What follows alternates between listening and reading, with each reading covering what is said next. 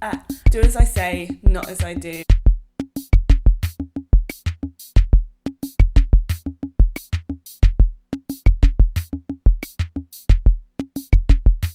Hiya, welcome to Craftwork. I'm Ruthie and today I've got another review for you. Now I know I only did a pattern review last week with my Ronya dungarees by Named Clothing, but I just couldn't wait to show you this. Plus I've been teasing about it a little bit on my Instagram and Facebook and you all seem quite keen to see the review, so here I am. So today I'm reviewing the Lander Pants and Short pattern by True Bias, which is a US based indie pattern company, and I've been eyeing up this pattern for ages. It's been a very popular pattern. I've seen loads of amazing versions on Instagram and Facebook and stuff, so yeah, I've been eyeing it up for a while and I finally decided to take the plunge, and that was partly because I got a job lot of this particular suedette fabric, which you will have seen in my last video for the Ronya dungarees, and yeah, I was hoping I'd be able to get both out of it, and I have managed that, plus I've managed to make another garment out of it, which I will hopefully show you sometime soon as well. The pattern description says it's a high waist with a button fly, and it includes front and back patch pockets. So it has three different views. So view A is a short pattern, which is like not a really short, but sort of mid-thigh. View B is a cropped trouser, and view C is a full-length trouser or pant if you are not British.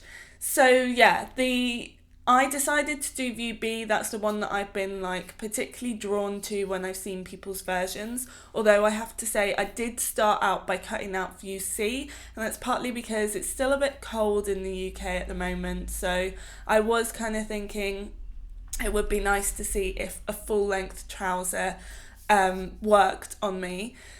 But really in the back of my mind I knew I would probably prefer to have it cropped, and that's just generally, I feel like I tend to have shorter trousers. I tend to have my ankles on show a little bit, obviously with socks on in the winter. So I printed off the PDF. As I've said before, I do kind of prefer printed patterns, but that's mainly because I am a sucker for really nice packaging. I'm also very impatient when I want to sew something, so a PDF works really well because it can be instant rather than waiting for the delivery of a printed pattern or having to go and buy it. In terms of the fabric, I won't go into too much detail because if you saw my last video then this will just be really boring, but it's a suedette that I got from Rolls and Rems in Lewisham, which doesn't have an online shop unfortunately, but it's like £5 a metre, which I thought was quite good, so I bought 5 metres of it for the Ronya dungarees and for the Lander pants, and I think the Lander pants probably only took up 1.8 meters maybe, and it was obviously 150 centimeters wide. I really like the fabric for these. It's not like the most luxurious fabric in the world. It feels really nice from the outside, and then the backing is kind of a little bit polyestery. So I've been wearing it with tights this week because I don't want my ankles out too much, and also because it is still a bit cold and just generally I need the layers. It suggests a bottom weight fabric for the main fabric, which is like, kind of thicker denim or corduroy or something like that. But this is probably on the lighter end of that, definitely, this fabric. So in some ways that's a lot easier to work with because you don't have the bulk that you can get with some bottom weight fabrics, particularly a thicker denim like an 8 or 10 ounce denim. But yeah, with this I didn't have any problems with that, and I didn't make any changes to my machine. I used a slightly bigger needle, but not quite I didn't use a jeans needle or anything, but yeah. Otherwise, it was very easy to work with, which I said in my last video. So as I say, not going to go on too much about it. And then you need a small amount of lining fabric just for the pockets. So I just used a black cotton, which again I had used for my Ronya dungarees as well. Now, in terms of the size, I was initially very worried because on the size chart, I kind of came up as a size 8 for the waist and a size 16 for the hips, um, which is a common problem for me. I do have quite a big difference between my waist and the largest part of my hips.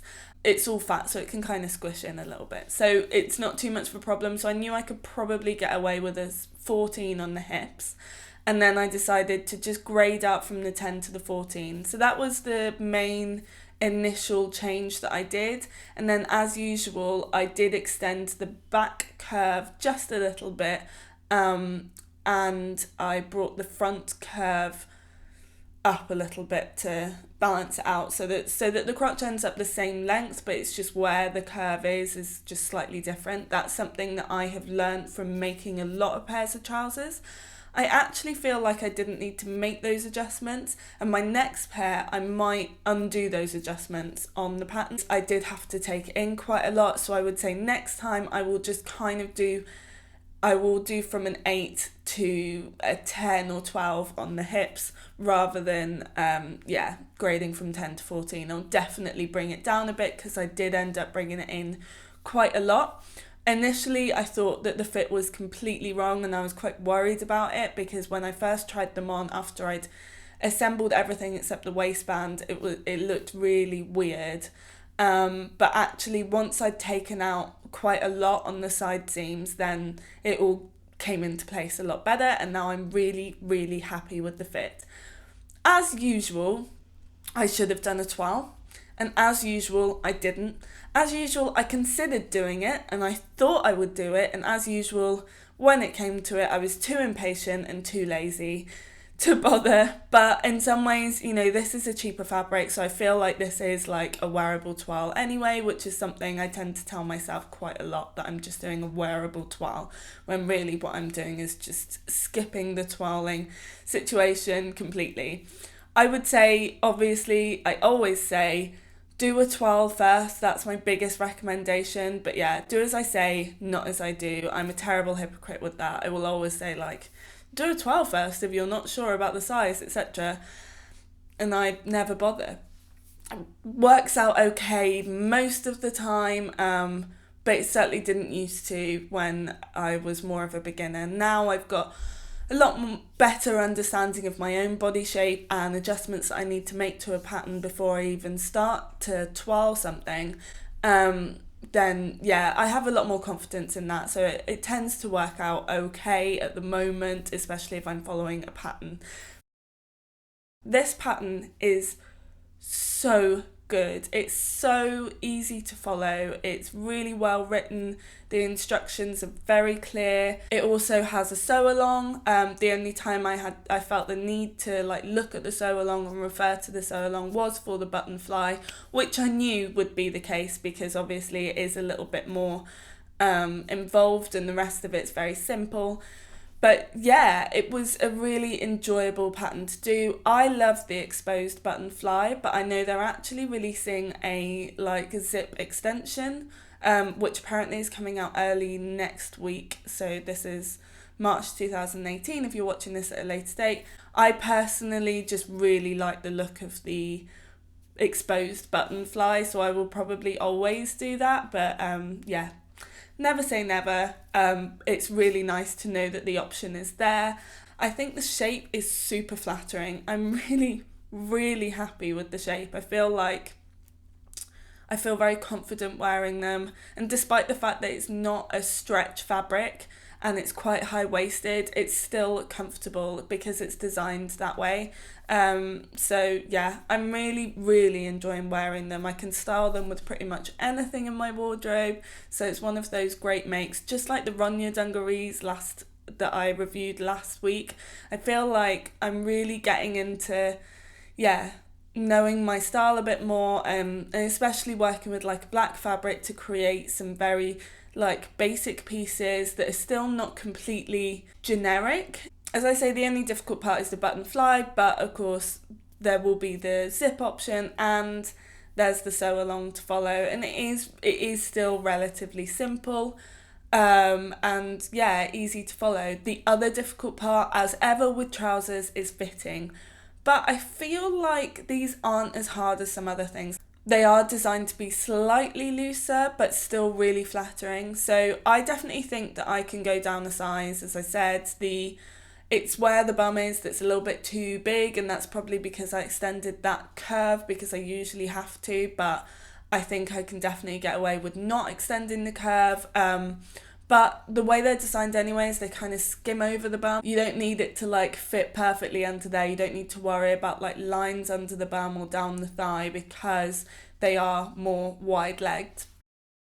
I really like it in this fabric. I just really like the fact that I've got a good pair of like black kind of jeans, but they also feel slightly more formal than just jeans, but also they don't replace like my ginger jeans. I've got my ginger jeans, I love them, I wear them all the time and still will, but now I've got another shape that is also very much a staple, and I feel like they're going to be as important in my wardrobe as the ginger jeans now. I'm so looking forward to making these again. I'd really like to have like a khaki pair. I definitely want just a plain black denim pair as well. Whilst I love this suede, it would be nice to have plain black denim that will maybe definitely last a long time. Like whilst I like this fabric at the moment, I do question whether it's going to be a long lasting, hard wearing fabric in comparison to like an 8 or 10 ounce black denim, which would be really nice. But does anyone else find it quite hard to source like a black denim, like really, really dark black denim? If you have any suggestions, do let me know. But I can't wait to make them again. I can't wait to make them in loads of different colours and loads of different fabrics. As I say, I think they'll be perfect for the summer as well in like a linen. So yeah, they're ideal. If you have been thinking about them, give them a shot because I honestly think that they suit everyone. I just think it's a really flattering shape. It's a wonderful pattern, as I say, super easy to follow. I actually think if you've never made a pair of trousers before, these could be a good place to start because they aren't as difficult as some others. The pockets are like patch pockets, so that's obviously a lot simpler, and I love the pockets. They're so nice, they're so big, and I think they're again super flattering. So yeah, super happy with these. I really love them. I hope you do too. Let me know what you think in the comments below, and as I say, if you have any suggestions for fabrics, I would love to hear them. I'm really enjoying doing these pattern reviews at the moment, but that's just partly because this is where I am at with my sewing at the moment. I've really been able to hone in where the gaps in my wardrobe are, and I'm currently filling them in mainly with patterns and stuff, but I'll probably be back to like drafting some patterns and stuff soon, so I will be taking you along on that journey as well. And yeah, I have loads and loads of videos coming up. I always put one out every Sunday, so if you haven't already subscribed, please do. Next week I will be announcing a very special giveaway, and I'm so excited. So make sure you're subscribed to that so you're the first to know, and you can click on the bell as well to make sure that you are notified when that video comes out. And also come and find me on Instagram and Facebook where I share more of the behind the scenes stuff. But yeah, that's it from me this week, and I hope you have a great week, and I will see you again next Sunday. Thanks for watching. Bye.